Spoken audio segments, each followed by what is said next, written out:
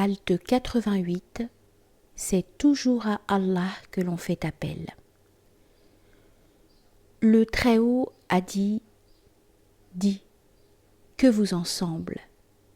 Si vous arrive le châtiment d'Allah ou si l'heure vous arrive, allez-vous faire appel à autre qu'Allah si vous êtes véridique?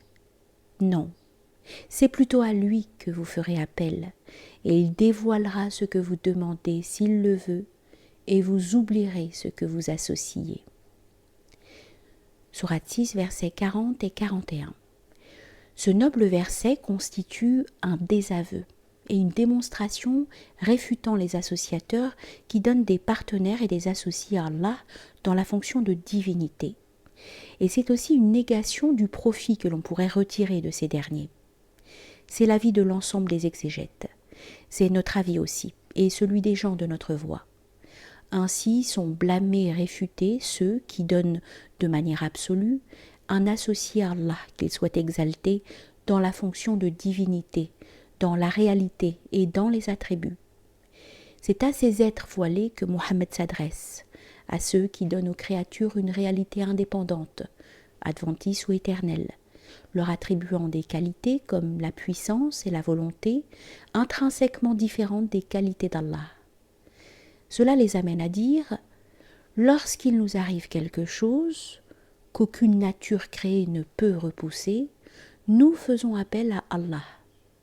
Mais dans les autres cas, pour nos affaires et nos intérêts, nous faisons appel à autre qu'Allah parmi ses créatures. » Le prophète les interpelle donc par « Que vous en semble ? Dites-moi, si vous atteint l'un des châtiments d'Allah que nulle créature ne peut détourner, comme le tremblement de terre et les effondrements qui s'ensuivent, comme la tempête, ou que vienne à vous l'heure du jugement avec la résurrection, le rassemblement pour la reddition des comptes, allez-vous faire appel à quelqu'un d'autre qu'Allah ? Autrement dit, dans ces deux cas, celui à qui vous ferez appel sera-t-il distinct d'Allah à ces moments-là ? Ou bien ferez-vous appel à Allah que vous imaginez différent et distinct du monde, en oubliant ce que vous lui associez dans le sens où votre acte d'association consistait à donner aux créatures une réalité distincte, radicalement indépendante de la réalité de Dieu. Sans aucun doute, ils répondront en fonction de ce qu'ils présumaient, affirmant que la réalité de Dieu est différente de la réalité de la créature, dès lors qu'à leur point de vue, Dieu ne peut se manifester dans un support, ce qu'il ne peut s'autodéterminer et qu'il ne peut s'autodéterminer en aucune manière. Dans « Si vous êtes véridique », le « si » hypothétique a le sens de « si » avec nuance d'hypothèse irréalisable.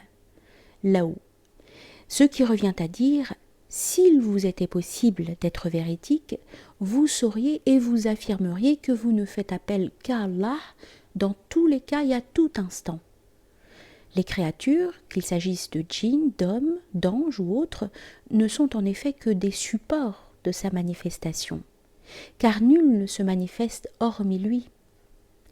La véridicité est l'adéquation entre l'information donnée et le fait rapporté. Le mensonge est le contraire. Le véridique, c'est le connaissant se disant que celui à qui l'on fait toujours appel en toutes circonstances, c'est Allah, qu'il soit exalté. Les créatures étant ces supports de manifestation, sans qu'il y ait localisation, union d'essences différentes ou mélange.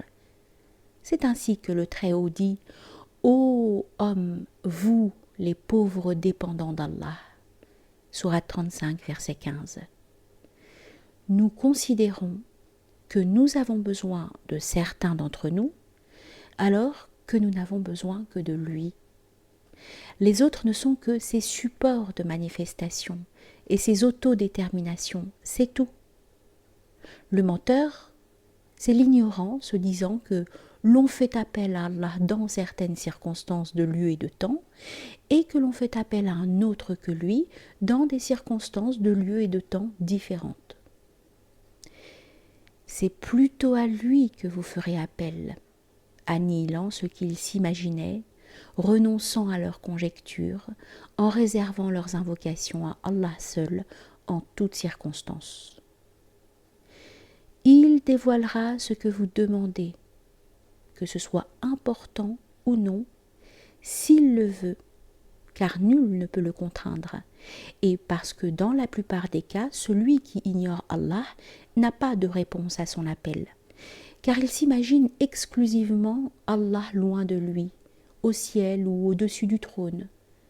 Aussi, Allah est-il loin de lui répondre, puisqu'il est selon l'idée que son serviteur a de lui.